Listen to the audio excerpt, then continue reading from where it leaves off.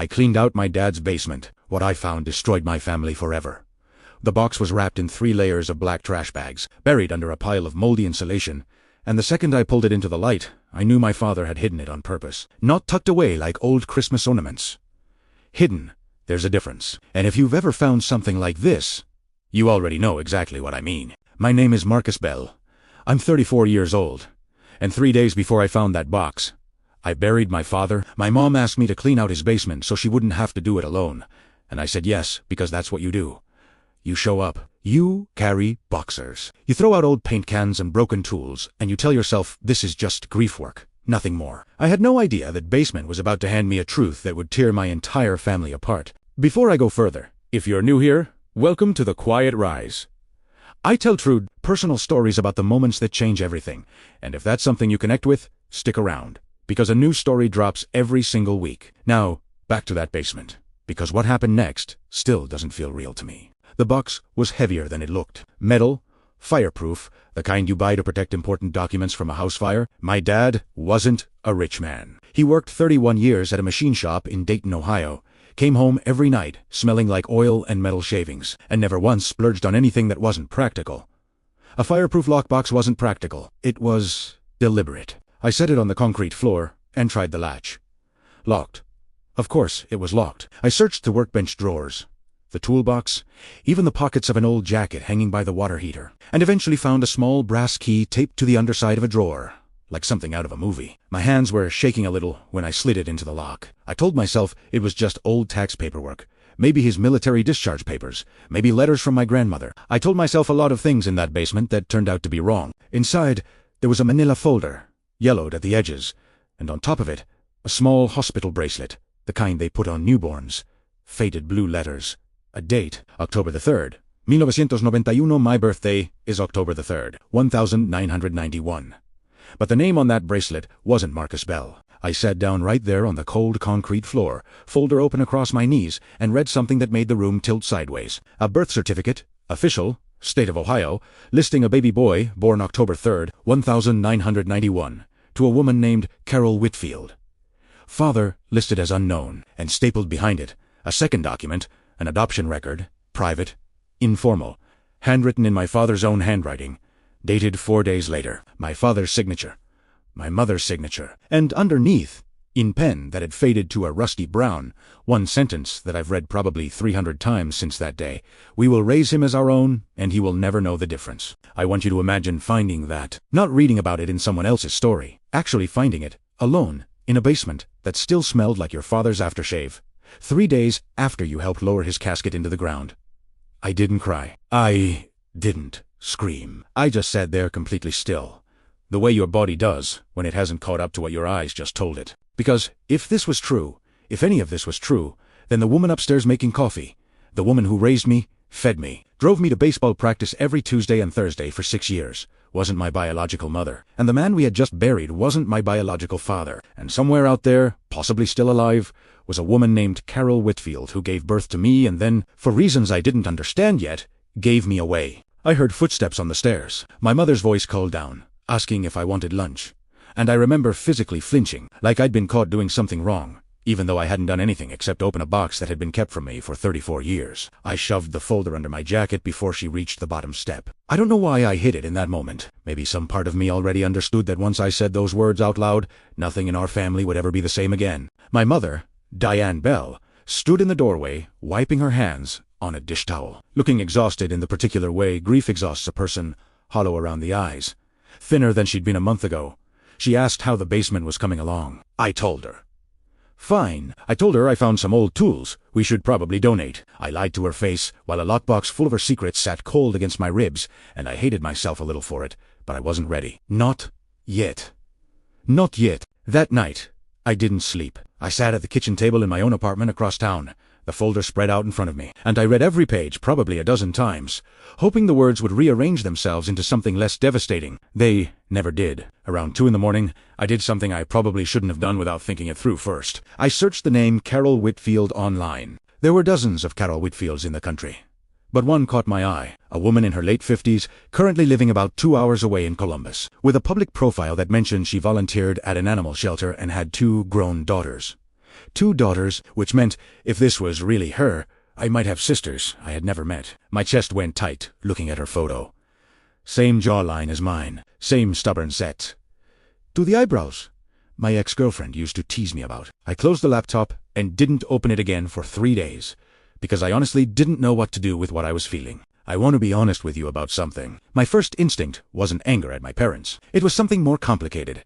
A kind of grief, on top of grief. Like the ground I'd been standing on for 34 years had just been revealed as a thin sheet of ice over something much deeper and colder. Everything about my childhood, every birthday, every argument, every moment my dad taught me to change a tire in that same basement, suddenly needed to be looked at again through new eyes. My older brother, Ethan, called me on the 4th day. Ethan is 2 years older than me, and unlike me, Ethan is fully, biologically, my parents' son. He'd asked how the basement cleanup was going, since he'd been too busy with his own kids to help, and there was a small edge of guilt in his voice that I might have exploited on a normal day. Instead, I found myself asking him a question I'd been turning over for 72 hours straight. I asked him if he remembered anything strange about the year I was born. Ethan laughed at first, thinking I was joking, and told me he was only 2 years old at the time.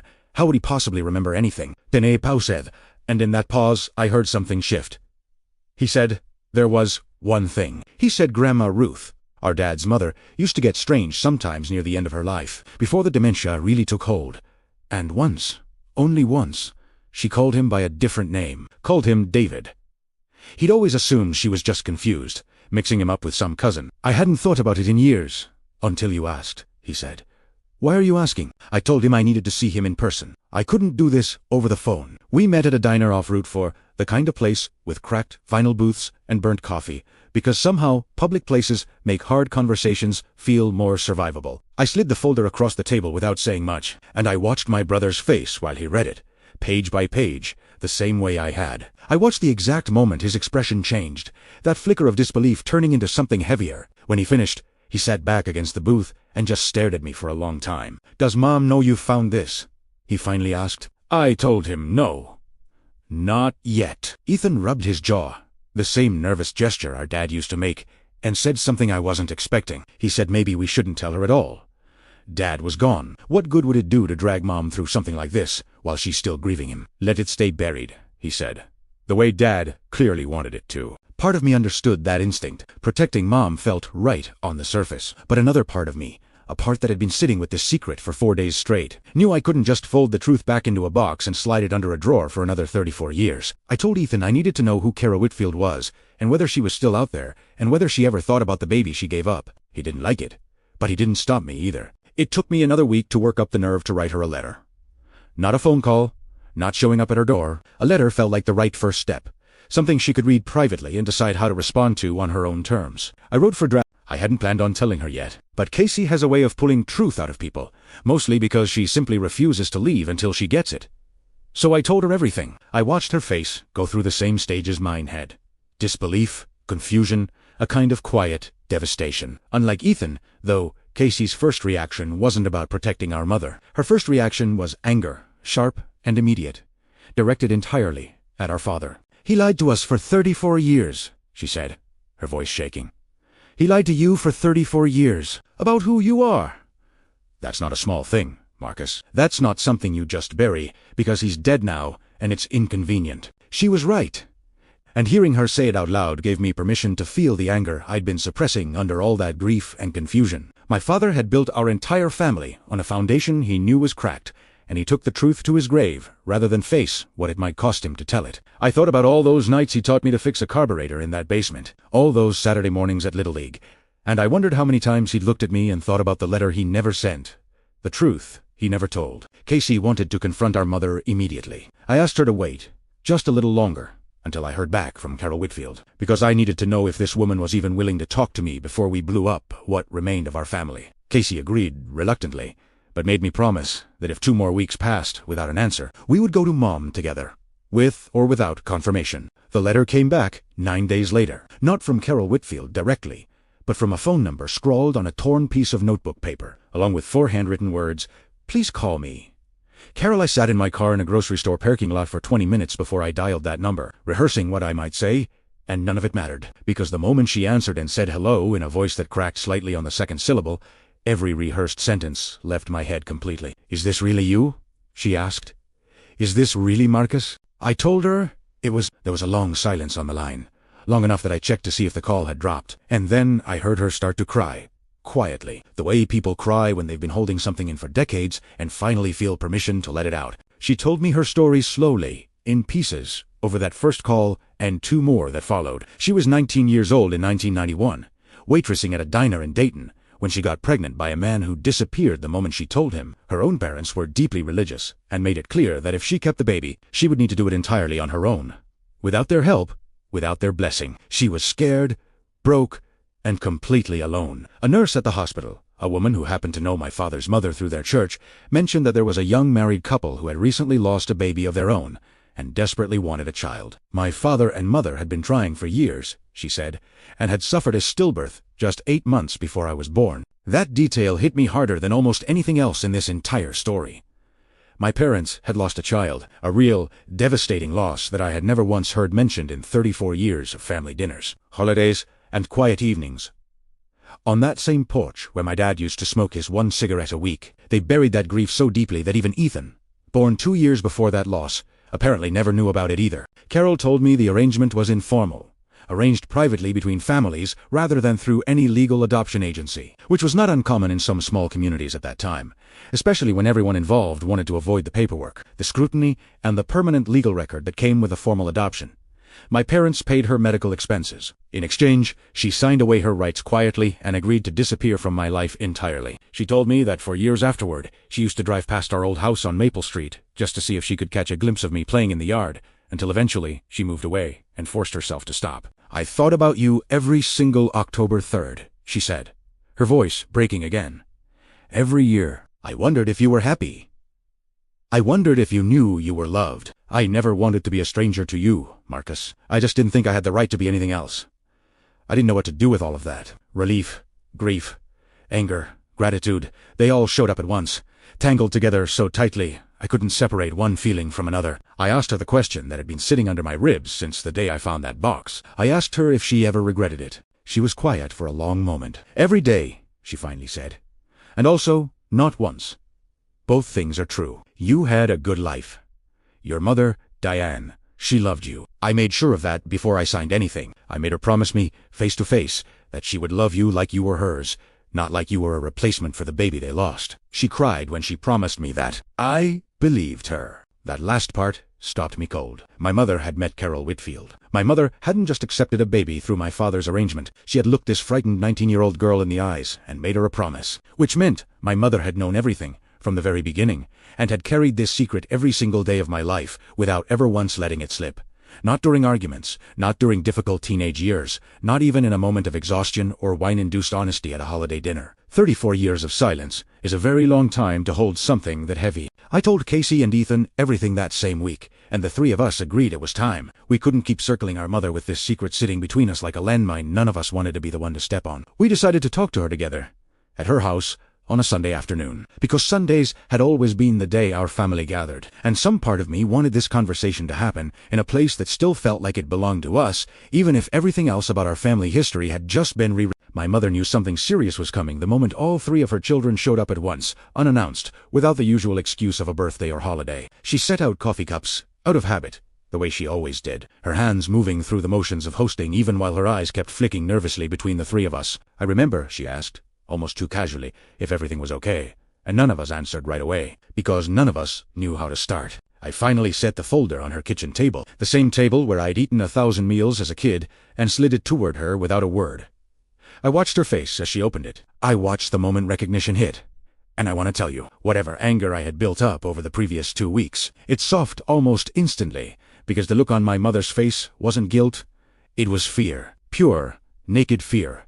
The kind you only see on someone who has spent decades dreading one specific moment and now has to live through it. "I always knew this day might come," she said quietly, her hands trembling around the folder. "I just hoped it would be me who told you, not a box in a basement." She told her side of the story slowly, often stopping to collect herself, sometimes crying so hard Casey had to hold her hand across the table. She confirmed everything Carol had told me, The grief that nearly ended her marriage before it even had a chance to become one. The desperate hope when my father's mother mentioned a young pregnant woman at the hospital who needed help. My mother said the moment she held me in her arms for the first time, something inside her simply decided, without hesitation, that I was hers. Not a replacement, not a substitute. Hers. Your father wanted to tell you when you turned 18, she said. That was the plan, originally, but then 18 came and went, and he kept saying, not yet, not until things settled down. And then you were 25, and then 30, and every year that passed made it feel more impossible. Because the longer we waited, the more it would look like we deliberately lied to you your whole life, instead of just postponing an uncomfortable conversation. You did lie to me my whole life, I said, and my voice came out sharper than I intended, sharp enough that my mother flinched like she'd been struck. I immediately felt guilty for it, but I also didn't take it back, because it was true. And 34 years of truth doesn't get erased by good intentions. This is where things in our family started to fracture in a way I hadn't fully anticipated. Casey, who had been quietly furious at our father throughout this entire process, suddenly turned some of that anger toward our mother as well, accusing her of choosing comfort over honesty for 3 decades. Ethan, meanwhile, took the opposite position, insisting that our parents had done what they thought was best with the information and social pressures of 1991, and that judging them by today's standards wasn't entirely fair. Within 20 minutes, what had started as a conversation about me had somehow become an argument between my siblings about how to feel regarding our parents' choices, while my mother sat between them, sobbing quietly, and I sat there realizing that finding the truth hadn't brought my family closer together. It had cracked something open that none of us knew how to close back up. I left that afternoon without resolving anything, and for the first time since my father's funeral, I felt like I might actually lose my family entirely. Not to death this time, but to the truth itself. Over the following month, things got worse before they got better. Casey stopped speaking to our mother almost entirely, only communicating through short, cold text messages when absolutely necessary. Ethan, feeling caught in the middle, started avoiding both of them, throwing himself into work and his kids' school schedules as an excuse to skip family gatherings altogether, and I found myself in the strangest position of all. Technically the reason for all of this conflict, yet somehow also the only person willing to keep reaching out to everyone, trying to hold together pieces of a family that felt like it was actively coming apart in my hands.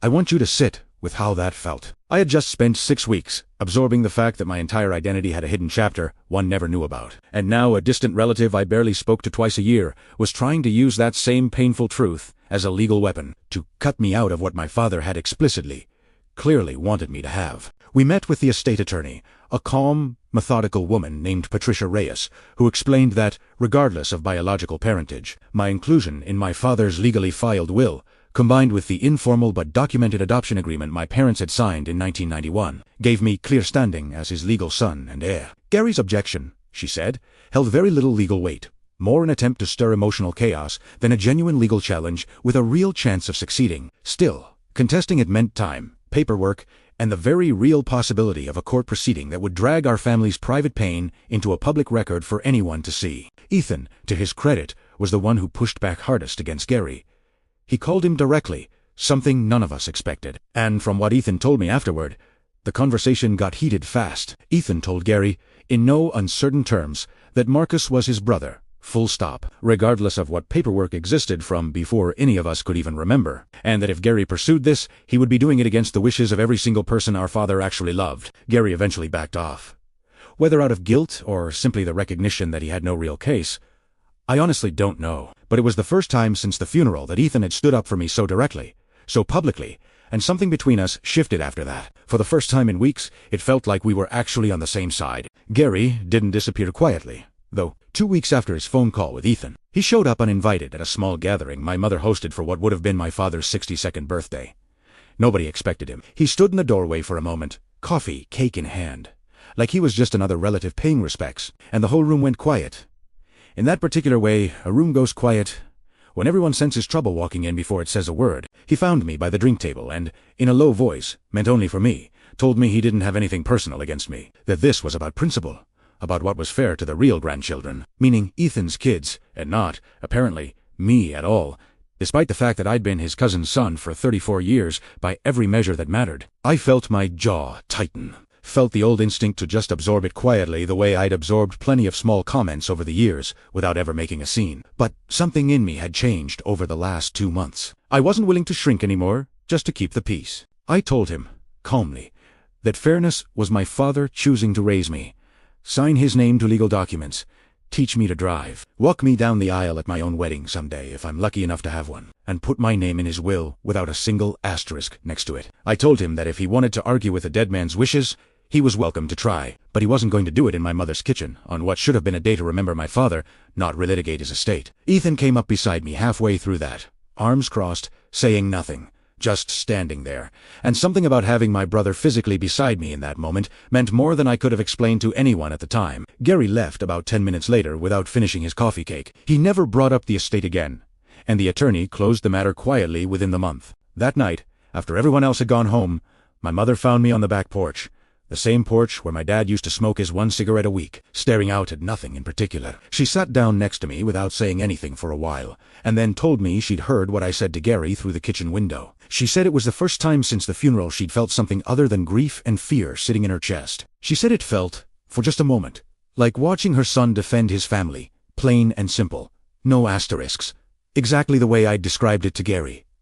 I didn't know what to say to that, so I just put my arm around her, and we sat there until the porch light started attracting too many moths to ignore. Around this same time, Carol reached out again, gently asking if I would be open to meeting in person. 2 months had passed since our first phone call, and we had spoken often since then. Careful, exploratory conversations, each of us learning small details about the other's life. But a phone call is not the same as sitting across from someone whose face shares your own bone structure. I said yes, and we agreed to meet at a small park, roughly halfway between our two homes.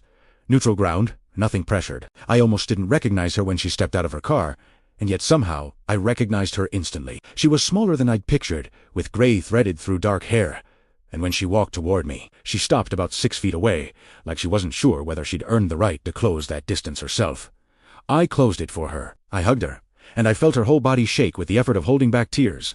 And honestly, so did mine. We sat on a park bench for almost 3 hours that day. She told me about my biological father, a man named Curtis, who she'd learned years later had passed away in his 40s from complications related to years of heavy drinking. Information that landed with less weight than I expected, mostly because he had never been anything more to me than an absence on a piece of paper. She told me about my half-sisters, 2 women named Rachel and Jenna, both of whom knew they had a brother somewhere but had never had a name or a way to find him. She asked, cautiously, if I might ever want to meet them. I told her I needed time, not because I didn't want to know them, but because I was already stretched thin trying to hold my existing family together, and adding an entirely new set of relationships felt like more than I could carry all at once. She understood completely and told me there was no timeline, no expiration date. She had waited 34 years. She could wait a little longer if that's what I needed. Meanwhile, back home, something began to shift between my mother and Casey, though not in the way any of us expected. It happened almost by accident. Casey had gone by the house to pick up some old photo albums she wanted for a project, and found my mother sitting alone in the living room, going through a shoebox of items she'd apparently kept hidden for over 3 decades. Inside, Casey found something that changed everything about how she understood our mother's silence. A tiny knit baby hat, pale yellow, along with a hospital bracelet that read Baby Boy Bell. Stillborn, dated 8 months before my birthday. Our mother had kept physical proof of the child she lost, hidden away for 34 years, unable to throw it out, and unable to look at it either. Casey told me later that seeing that hat in our mother's shaking hands did something to her anger that no amount of arguing ever could have. It made the loss real in a way that statistics and secondhand stories never had. Our mother hadn't just kept a secret out of convenience or cowardice. She had been quietly grieving a child none of us ever knew existed for our entire lives, while simultaneously loving me with everything she had, terrified every single day that the truth would eventually cost her that love too. Casey called me that night, crying, and told me everything. For the first time since this whole thing started, I felt something in my chest loosen slightly. Not because the pain of being lied to had disappeared, but because I finally understood the full shape of what my mother had been carrying alone for over 3 decades. It didn't erase what happened, but it explained it in a way that made room for something other than anger. I went to see my mother 2 days later, alone, without Ethan or Casey there to referee the conversation. I found her in the kitchen, and tea time, instead of sliding a folder across the table, I simply asked her to tell me about the baby she lost. I watched her face crumble with relief, like she had been waiting 34 years for someone to finally ask that question instead of only asking about me. She told me his name would have been David, the same name Grandma Ruth had accidentally called Ethan all those years ago, a slip that suddenly made painful, perfect sense. She told me about the 11 months of trying again after that loss, the appointments, the disappointments, and finally, the day my father's mother mentioned a scared young woman at the hospital who needed help and had a baby boy due in just a few weeks. She told me she had been terrified, holding me for the first time, that she wouldn't be able to love me the way she'd loved the son she lost. And then she told me, voice cracking, that within about 10 minutes of holding me, that fear disappeared completely and never once came back, not for a single day in 34 years. "You were never a replacement, Marcus," she said, reaching across the table to hold my hand the way she used to when I was small and scared of thunderstorms. "David was David. You were always just you. I loved you both, in completely different ways, and I never knew how to explain that to anyone. So eventually, I just stopped trying and let the silence do it for me. That was wrong. I know that now. I should have trusted you and your brother and sister enough to handle the truth a long time ago." I asked her the hardest question I had left. I asked why she and Dad never told me. Even after I became an adult, even after I clearly could have handled it, she admitted that fear, plain and simple, was the real answer beneath every excuse they'd ever given themselves. Fear that I would feel less like their son. Fear that I would seek out Carol and choose a different family over the one that raised me. Fear that the truth, once spoken, could never be unspoken, and that whatever had changed between us, they wouldn't be able to fix it. My father, she said, carried that fear until the very end, and part of her believed that leaving that folder somewhere I would eventually find it was his way of finally telling me the truth when he could no longer find the words to say it himself while he was alive. I don't know if that's true.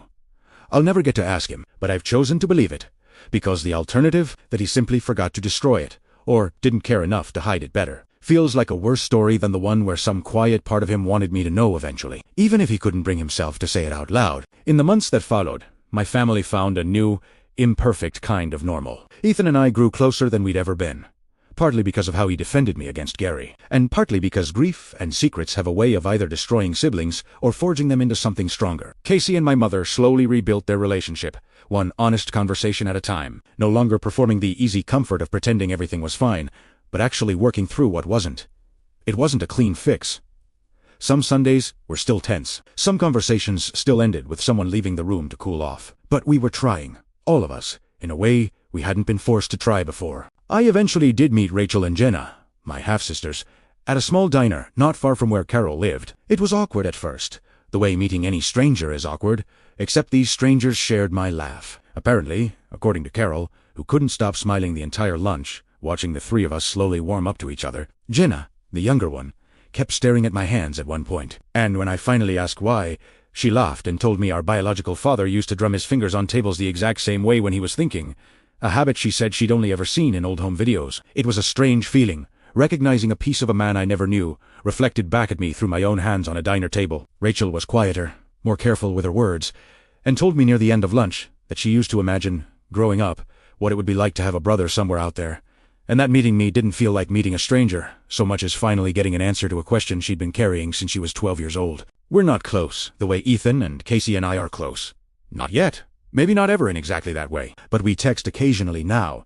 Small things, a photo of a dog, a joke about our mother's cooking, the kind of easy familiarity that surprised me given how new all of this still is. Rachel sent me a birthday card this past October 3rd, the first one I've ever received from that side of my family, and they kept it tucked in a drawer, not hidden the way my father hid his secrets, but saved the way you save something you want to be able to find again. I think about that lockbox often. I think about how one metal box, wrapped in trash bags, buried under old insulation, held the power to either destroy my family or, eventually, remake it into something more honest than it had ever been before. Both things happened, honestly. We were destroyed, for a while. The version of my family that existed before I opened that box doesn't exist anymore, and it never will again. But what grew in its place, slower, messier, harder-earned, feels more real than the comfortable silence we lived inside for 34 years. My mother and I still have hard days. There are moments when a stray comment about my birthday or a photo from childhood will bring up a flicker of something unresolved, and we sit with it now instead of burying it. Because we both learned the hard way what burying something costs you in the end. My father isn't here to have these conversations with, and that's a grief I carry separately from everything else. The grief of never getting to ask him why, never getting to hear his voice explain the folder, the years of silence, the quiet hope buried inside his signature that promised to raise me as their own and never let me feel the difference. He kept that promise. Mostly. I never felt like anything less than fully, completely loved. Every single day of my childhood. The lie wasn't about love. It was about fear. The same fear so many parents carry. The fear that the truth might cost them the very thing they're trying to protect. I understand that fear now. I don't fully forgive it. Not completely. Not yet. But I understand it. And some days, understanding is close enough to peace. If you're watching this and wondering what you would have done in my position, whether you would have opened that folder, whether you would have made that first phone call to a stranger who shares your blood, whether you would have chosen anger or grace with the parents who raised you, I honestly don't have an answer for you. Because I didn't choose any of this with clarity. I stumbled through it, messy and uncertain. The same way most people stumble through the hardest truths of their lives. All I know is that secrets don't stay buried forever. Not really. They wait. And when they finally surface, they demand something from you, whether you're ready to give it or not. Last month, my mother asked me to come by the house on a Saturday afternoon. When I got there, she led me out to the backyard, where she'd planted a small dogwood tree near the fence line, the kind that blooms pale pink every spring. She told me it was for David, a quiet place to remember him that wasn't locked away in a shoebox anymore. Then she handed me a second sapling, still in its plastic pot, and asked if I would help her plant it right beside the first one. She didn't say who it was for. She didn't have to. We planted it together, side by side, hands in the dirt, and for the first time since I opened that lockbox in the basement, I felt something settle in my chest that finally resembled peace instead of just the absence of anger. What would you have done if you found that box? Would you have opened it? Or left it buried the way your parents intended? I'd genuinely love to hear your thoughts in the comments below. And if this story moved you even a little, please consider sharing it with someone who might need to hear it today. Someone carrying a family secret of their own. Someone who needs a reminder that the truth, however painful, usually leads somewhere better than silence ever could. Thank you for spending time with The Quiet Rise. I'll see you in the next story.